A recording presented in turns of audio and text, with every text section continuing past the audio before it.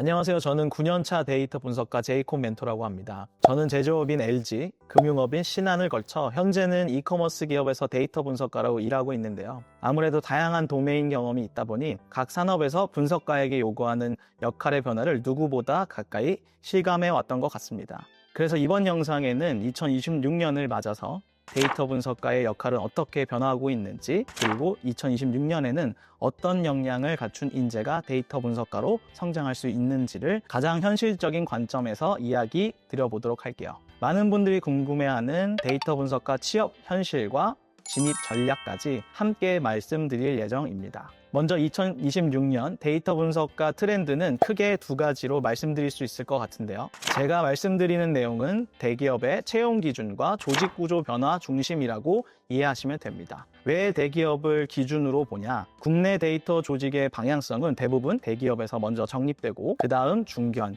중소, 스타트업으로 확산되는 구조이기 때문입니다. 첫 번째는 바로 분석 도메인의 전문화, 역할의 세분화입니다. 물론 도메인 이해도는 예전에도 중요했습니다. 하지만 최근 서비스 구조와 시장 환경이 훨씬 더 복잡해지면서 이제는 도메인 이해도가 없으면 분석 자체가 어려울 정도로 가장 중요한 영역으로 올라왔습니다. 왜냐하면 요즘 서비스와 데이터 구조가 예전과는 비교할 수 없을 만큼 많이 복잡해졌기 때문입니다. 예전에는 마케팅 퍼널이나 기본적인 제품 지표 정도로만 다뤘다면 지금은 한 서비스 안에도 개인화 추천, 수요 예측 모델, 온라인, 오프라인까지 이어지는 데이터 파이프라인 등 수십 개의 데이터 흐름이 동시에 움직이는 시대가 되었습니다. 이런 구조에서 산업이 어떻게 돌아가는지, 고객이 어떤 행동을 하는지를 이해를 못하면 지표를 해석하는 것 자체가 불가능합니다. 이해를 돕기 위해 도메인별로 예시를 조금 더 들여다볼게요. 패션 플랫폼에서는 트렌드 변화와 수요 예측이 핵심이고, 커머스에서는 개인화 추천이나 가격 탄력성 분석이 중요합니다. 반면 배달 플랫폼은 ETA, 배차 효율처럼 운영 최적화 지표가 가장 중요한 포인트예요. 이처럼 산업마다 중요하게 보는 지표도 완전히 다르고 문제를 정의하는 방식 자체도 크게 다릅니다. 고객의 구매 이유, 의사결정 속도, 서비스에 대한 기대치도 모두 다르기 때문에 기업 입장에서는 여러 도메인을 얕게 아는 사람보다 자신들의 산업을 깊게 이해하고 분석할 수 있는 분석가를 훨씬 더 필요로 하고 있습니다. 이런 흐름은 자연스럽게 조직 구조 변화에도 이어지고 있습니다. 예전에는 한 명의 분석가가 마케팅도 보고 프로덕트도 보고 비즈니스 지표까지 모두 챙기면서 여러 역할을 동시에 수행하곤 했습니다. 최근 기업들은 이렇게 넓게 분산된 역할을 한 명에게 맡기기보다는 마케팅 CRM 분석팀, 프로덕트 분석팀, 물류 CS 데이터팀, 이런 식으로 팀 단위로 역할을 세분화해서 분석가를 따로 채용하는 구조로 바뀌고 있습니다. 각 팀이 다루는 문제의 성격 자체가 다르기 때문입니다. 그래서 실제 취업을 준비하는 분들은 여러 회사를 무작정 지원하는 것보다 내 강점이 드러날 수 있는 특정 도메인을 먼저 선택하는 것이 훨씬 도움됩니다. 먼저 관심 도메인 한두 개를 정하고 그 도메인 관련 프로젝트를 수행해서 관련해서 10곳을 집중 타겟팅하는 방식이 지원 성공률을 크게 높여줄 수 있습니다. 그리고 이렇게 도메인 지식의 중요성이 강해지는 흐름은 두 번째 트렌드와 이어지는데요. 바로 AI 시대의 문제 해결력이 데이터 분석가의 핵심 경쟁력이 되었다는 점입니다. 요즘 제미나이나 챗GPT 같은 AI 도구들이 정말 빠르게 발전하고 있습니다. 그러다 보니 SQL이나 파이썬 같은 기본적인 분석 작업들이 예전보다는 훨씬 쉽고 심지어 자동으로 처리되는 시대가 되었습니다. 즉 이제는 기술적인 하드 스킬만으로는 차별화가 거의 불가능해진 환경입니다. 그래서 기업이 분석가에게 기대하는 역량도 완전히 바뀌어버리게 된 것이에요.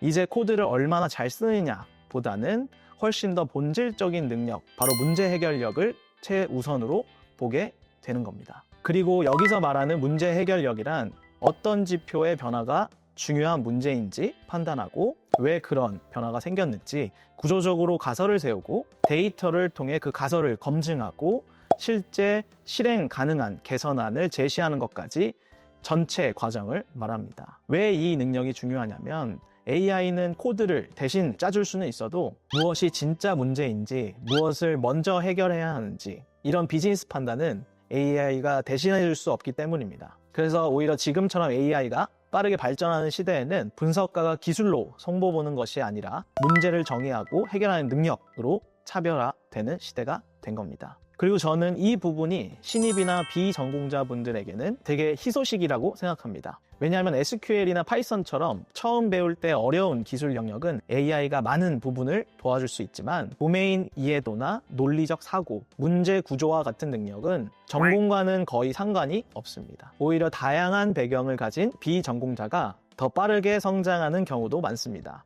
그래서 2026년 이후에 데이터 분석가는 단순히 데이터를 처리하는 사람이 아니라 문제를 정의하고 해결 방향을 제시하는 전략 파트너로서의 역할이 훨씬 더 중요해질 겁니다. 이제 많은 분들이 가장 궁금해하는 데이터 분석가 취업 현실에 대해 이야기 드려볼게요. AI 때문에 데이터 분석가가 곧 없어지는 게 아닌가요? 이런 질문들을 정말 많이 받는데요. 현실적으로 말씀드리면 데이터 분석가 직군이 사라질 가능성은 거의 없습니다. 사라진다기보다는 일 잘하는 데이터 분석가에 대한 기대 수준이 더 높아지는 흐름에 가까워요. 위에서 말씀드렸듯이 앞으로 기업이 원하는 분석가는 단순히 SQL, 파이썬을 잘 다루는 사람이 아닙니다. 해결해야 할 비즈니스 문제를 스스로 정의할 수 있는 사람, 금융, 커머스, 콘텐츠 등 특정 도메인을 깊게 이해하는 사람, 데이터 분석을 통해 실제 의사결정, 성과 개선까지 연결할 수 있는 사람, 즉 단순 분석가가 아니라 전략적 사고를 갖춘 파트너를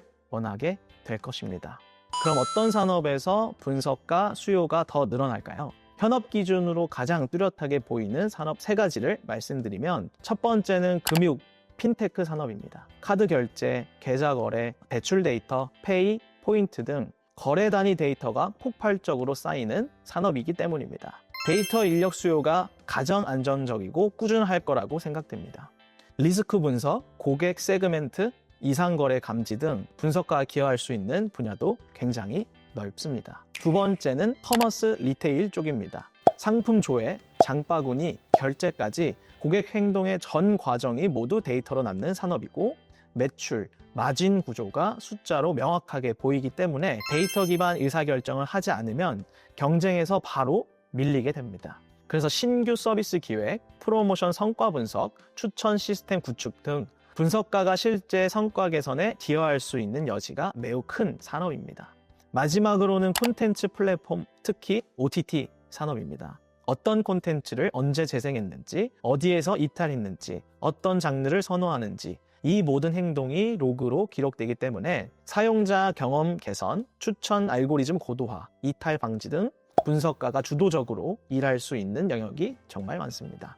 특히 OTT 산업 쪽은 앞으로도 데이터 기반 의사결정 비중이 훨씬 커질 산업이라 준비를 추천해드리는 도메인이기도 합니다. 그럼 처우는 어떨지 살펴볼게요. 연봉이나 안정성 측면에서 보면 분석가는 도메인별로 편차가 있지만 대체로 안정적인 편입니다. 초봉은 약 3,800만 원에서 5천만 원 수준이라고 보시면 될 것 같아요. 특히 금융, 핀테크처럼 데이터 의존도가 높은 산업일수록 신입도 초봉이 높은 편이고 실적 개선에 바로 기여할 수 있기 때문에 성과 기반 인센티브나 빠른 연차 상승이 가능한 편입니다. 정리하자면 데이터 분석가는 AI 시대에도 꾸준히 수요가 있고 특정 산업에서는 오히려 더 중요해지는 직군이라고 보시는 게 맞습니다. 이제 마지막으로 많은 분들이 고민하시는 비전공자가 데이터 분석가가 되려면 대학원과 부트캠프 중 어떤 선택이 좋을까? 이 질문에 대해서 이야기해 보려고 합니다. 사실 두 선택지는 방향성이 좀 달라서 본인이 어떤 커리어를 원하는지에 따라 장단점이 있습니다. 대학원은 이론을 깊게 배우는 연구 중심의 커리어를 원하시는 분들께 적합해요.